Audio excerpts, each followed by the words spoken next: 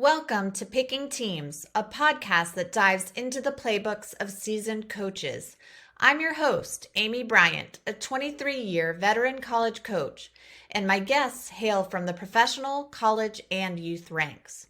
Together, we'll share real stories from our coaching experiences to empower you as parents to be positive forces in your child's sports journey.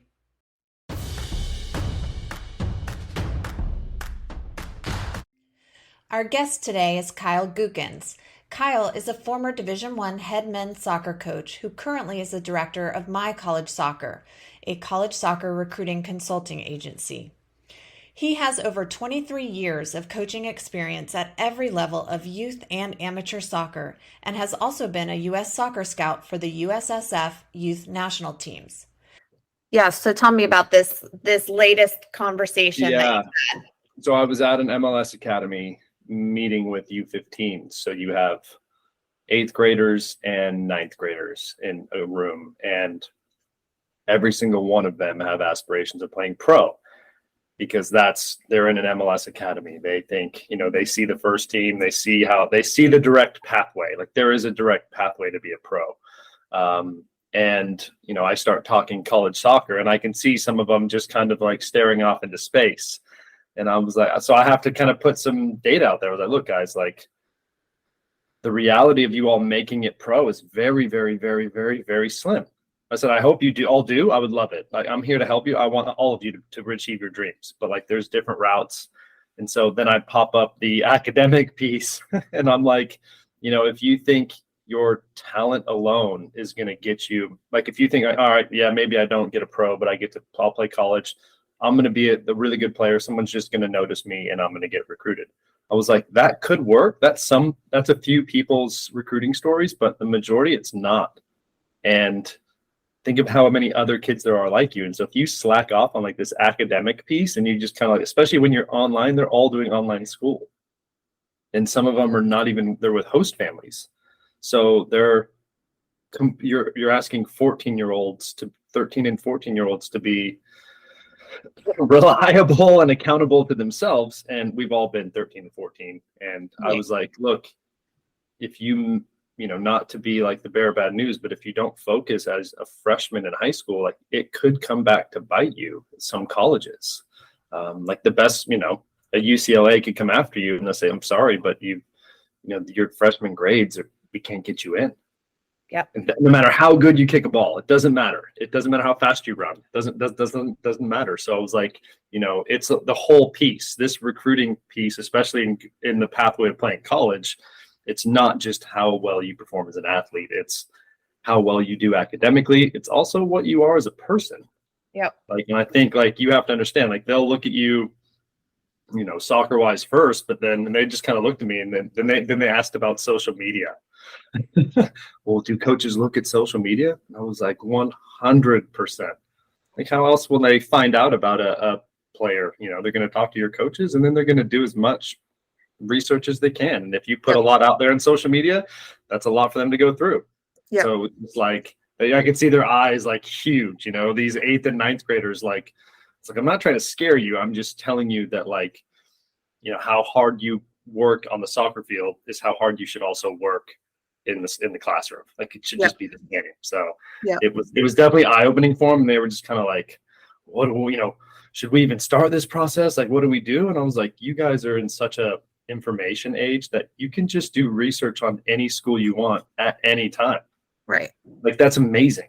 Like do research, watch games, like learn about schools, understand those things, Gone are the days where you got sent a media guide in the mail. Like that remember when that was recruiting? Oh, yeah, absolutely. So I had to kind of tell them you got to do a little bit of research ahead of time. So they were like, okay. And so I was asking what do you think? How can you start? And they were just like, we could Google the soccer rankings. I'm like, that's how I would start. That's what I would do. Go, all right, who are the best teams in the sport I play? All right. Those are the schools I want to go to. Yep. And then let's look at the roster and see where those kids played. And exactly what I said. I was like, did they recruit any players from your team in the past? Like, did you, Yep.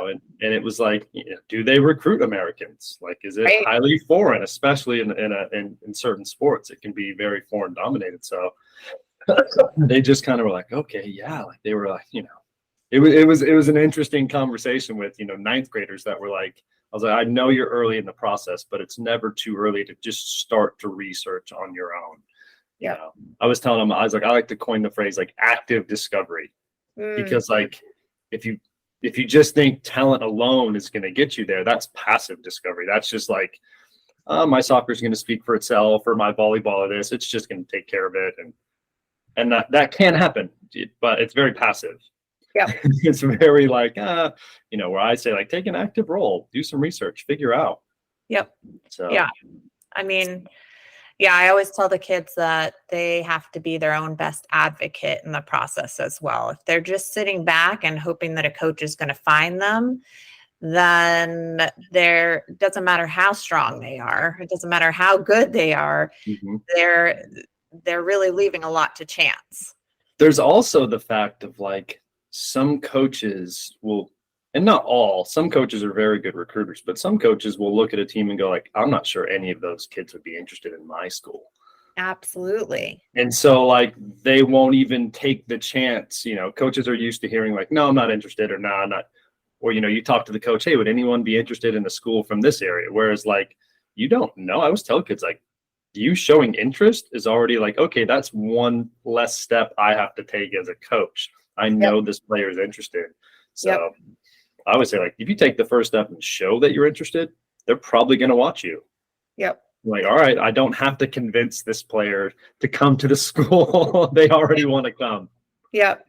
No, I mean, that's so true. I was just talking to a tennis player about this, a male tennis player, and he happens to be, just below the cusp of getting some really impressive D1 schools to talk to him, but also just above the cusp of where maybe some lower mid-major schools would feel comfortable reaching out to him. And so I think that those lower mid-majors, he's like, I can get so-and-so to call me back, but I can't get so-and-so to call me back, the lower mid-major. And I'm like, it's because they think that they might think that you're not even interested in them. So you've got to do the work and let them know, hey, I am interested in you. And particularly when it comes to money, and if there's, there's scholarships involved, if you want to get that money, you can't be looking necessarily at a reach school. You got to be looking at a school where maybe you are going to be one of the better kids. Yeah, it's like those, when you're going, I always tell people, like when you're going to start the process and you start to kind of lay out like, all right, what is important in this, to play college sports, like just put a list of like, all right, here are my needs and here are my wants. Like if, like you just said, like you hit like the hot button is like, if scholarship money is a need, you're probably gonna, your dream schools are not going to get crossed off pretty quickly. Like, right. Because you'll know quickly if they want to offer you money, like they're going to tell you. So it's like, even reach schools, it may be like, all right, we need to look at other schools that are closer within reach, or, like you said, a lower mid-major, or sometimes dropping a division. Like if that financial is a big deal for you, then all right, like what, that's a need. I can't take away that need, but like, all right, what are some wants I'm willing to sacrifice, like location, division, size of school, things like that. So it's like, I think like having those needs and wants as you go into that process, then you can go like, all right, it's easier for me to navigate and then be your best advocate. Like, all right, maybe I need to pursue these lower mid majors more so they know I'm genuinely interested. Because you're right, they're like, all right, am I going to waste my time with this guy that's like, probably just sending out emails and then going to end up at this school or this school. So right, it's exactly. So true. It's so true. Yeah. And, not only dropping divisions, but also considering other governing bodies too. I mean, if we're talking about the divisions in the NCAA, we should also explore, NAIA. There's great financial opportunities there. NJCAA or even the California Community Association, the prices of those junior college programs are really something worth exploring. And then, a lot of scholarships these days especially in equivalency sports, are backloaded scholarships. So you're really not looking at money, significant money, till your junior or senior year. Anyways, if you go to a junior college, community college, first couple of years, then you become a little more eligible for significant money junior year transferring. It's so true. And I think you said something I don't think people realize is, like you said, we're like college coaches know these things, equivalency. So there's equivalency sports, and then there's head count sports. So like talk more about like equivalency and like what that means for people, like really, because people won't they'll just think like a scholarship's a scholarship. They don't understand. Right. Well, so there's only 6 sports in the NCAA that are head count sports. That's it. Football's one of them. FBS football gets 85 full head counts, scholarship, full scholarships, full rides for all of those guys. So you either get it or you don't get it, basically. Exactly. And then the rest of the equivalency sports are all women's sports, or well, there's men's basketball as well. So sorry, there's men's basketball, and then the rest of them are women's sports because they're trying to, with Title IX, we have to, remain equitable. So all the women's sports have to keep up with those 85. Yeah, they got to balance that. Yep, exactly. So I think that's what, I think most, like I deal in the soccer world. I'm like could you get a full ride scholarship? Yes. Is it likely? No, probably not. Is it packaged? Especially not in your first year. No, like you said, like backloaded. So I think some people don't realize, like, they may offer you like probably next to nothing your freshman year, but then like sophomore, junior, senior year, they'll look at it as like a 4-year plan. As like, here's how we can really help you. So it's like I think you mentioned like the California community colleges are incredible, especially in the soccer world, because I have a close friend that I played with who coaches at one of them. I'm pretty sure they just passed something where it's free for California residents. I think you're right. Yeah, you're right. Yep. So that's like a no-brainer. I'd be like, I can spend 2 years for free and then like get something back. Like that to me is like, my gosh. And then there's automatic transfer in academically, automatic transfer into the UCs, right? Yeah. Which is, and they're so competitive to get into as a first year. So it's like, for coaches working that system at a UC, they've got an automatic feeder system. As juniors, kids are getting 2 years to really, grow, develop, become great teammates, all of that good stuff. And then they don't even have to work with admissions to get them in to the school as juniors. It's like a winning situation. So true. And I think, every coach would look for that in too. Like, okay, this is an easier route to get people into the school. Like you said, it's an automatic feeder system. Totally. And I think people should, look outside of divisions. That's so important. I think NAIA is also a really good one to look at. Yeah. I had lunch with a coach at the MLS Academy I was at. I was like, I want to meet this guy and chat to him. And I asked him, he's foreign, he's from Ireland, but he was like, I played NAIA. I loved it. Had a great time. Like, he's like, I didn't know. It was kind of like a beautiful naivety of like, he's like, I didn't know what NCAA or NAIA was. I didn't care. Right. The problem here with domestic players is they know the difference, and they're like, NAIA is not NCAA. It's not on March Madness. It's not, in these big conferences that are out there for football and basketball. Right. And so, they will automatically cast judgment to it. But like when you break it down, if you just look at it, they offer pretty much the same product. It's just a different governing body. Different governing body, same product. And most of the schools are smaller schools that offer incredible academic support for the student athletes. I liken NAIA to Division II, NCAA Division II. There's a lot of similarities there in terms of the smaller schools and the support systems and the resources. But great options that people should be exploring. Kyle, have you had any experience with the USCAA at all? Very small, but a little bit. Yes. Okay. A little bit. Have you? The only experience I've had, there's a very active coach here in the South who I think he just moved to Division III. Okay. And he's really great at all of the ECNL soccer tournaments around, talking to all the boys, and every single boy that I've worked with that's a male soccer player has told me that they've heard from this coach at this school. So he's a great recruiter, and And the guys are like, well, I don't, I don't understand. What are they playing? Yeah. I'm like, well, it's the USCAA. What is it? The United States College Athletic Association. It's like a little, yeah, it's different, but I've only had conversations with a few coaches. I've never dealt with any clients and like helped players get there. I mean, I think it's a great opportunity for people that want to, when you, like I said, when you break it down to like what they're offering, it's the same product. Yep. It's just it's a different body.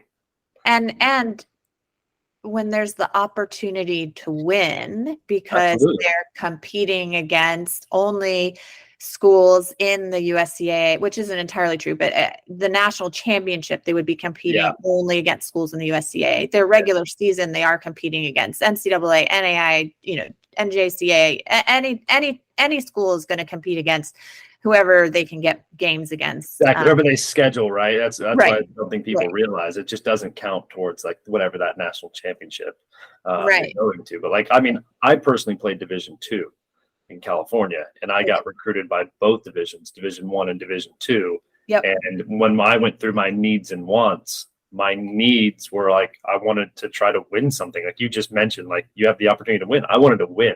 So I went to a school that had just won a national championship at Division II. They won it like 2 years before I got there. So I was like, well, here's a chance for me to play in NCAA tournaments where like these other Division I's, like I could go play I could say like, I played Division I soccer, but the chances of me going to the NCAAs were slim. Like probably wouldn't have done it. And I may not have played a lot my freshman year. And that was another like need for me.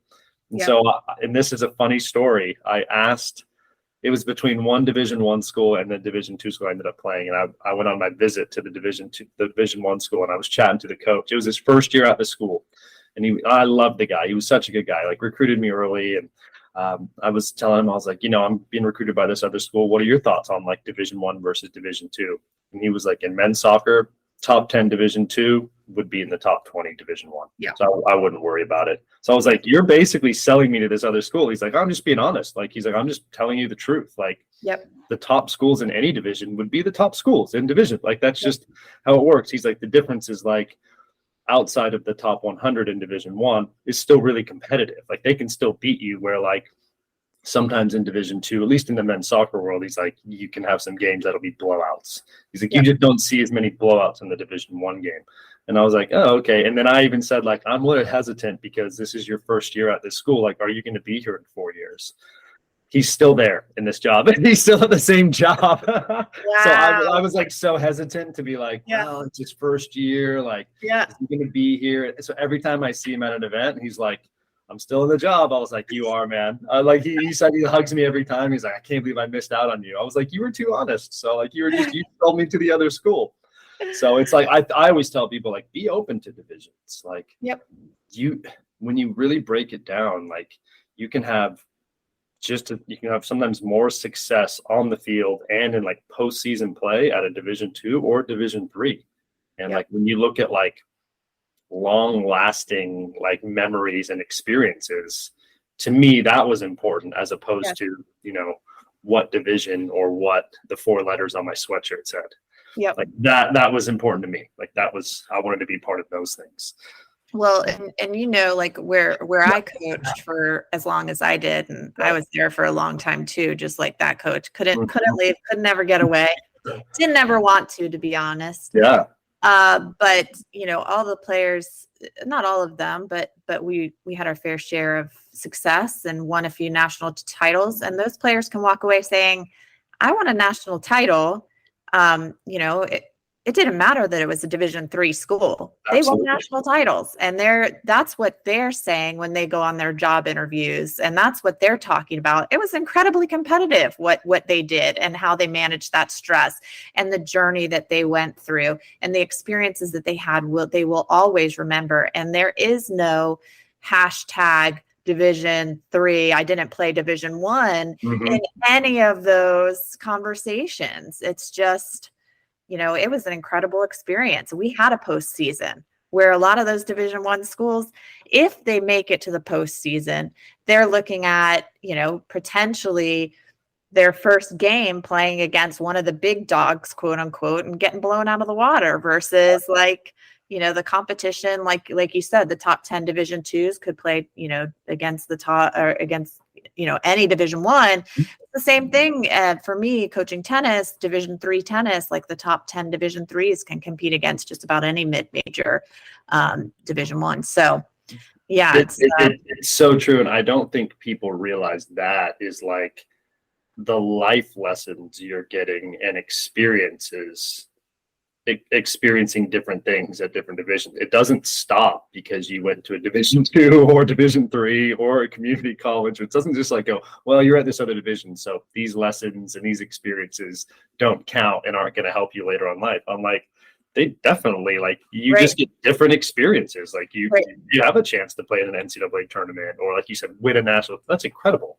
Yeah. Like, that's still really hard to do. I don't think people realize that any division winning a national championship is tough.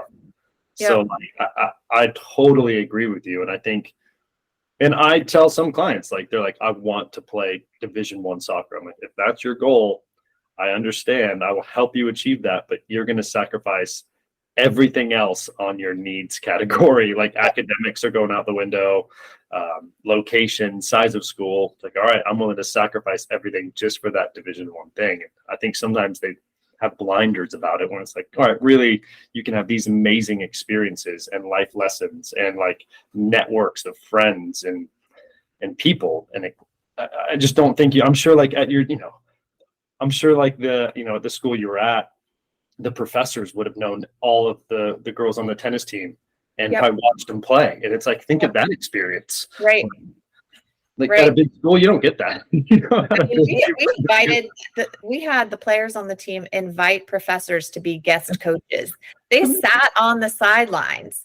The tennis matches are really long, and these professors would sit there for, at about hour 2, I would look at the professor and say, you can go if you want. You don't have to. I've got this. I know you're guest coaching, but I've got it, the girl No, it's so true. I mean, yeah, they loved it. They ate it up. They loved the connection to the program, and the players loved that as well.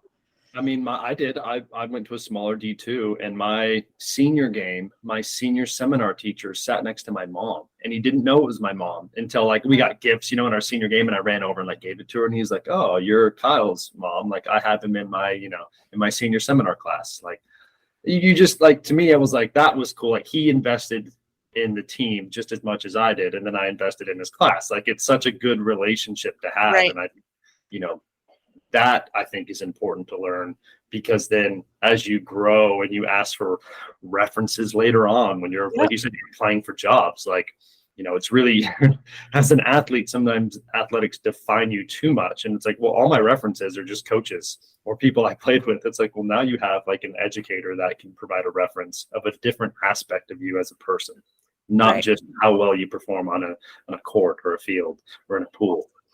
Absolutely. And they can attest to all the sacrifices that you made and how you were able to balance everything as well by doing well in their classroom, and the professor knowing how much time you put in outside of the classroom.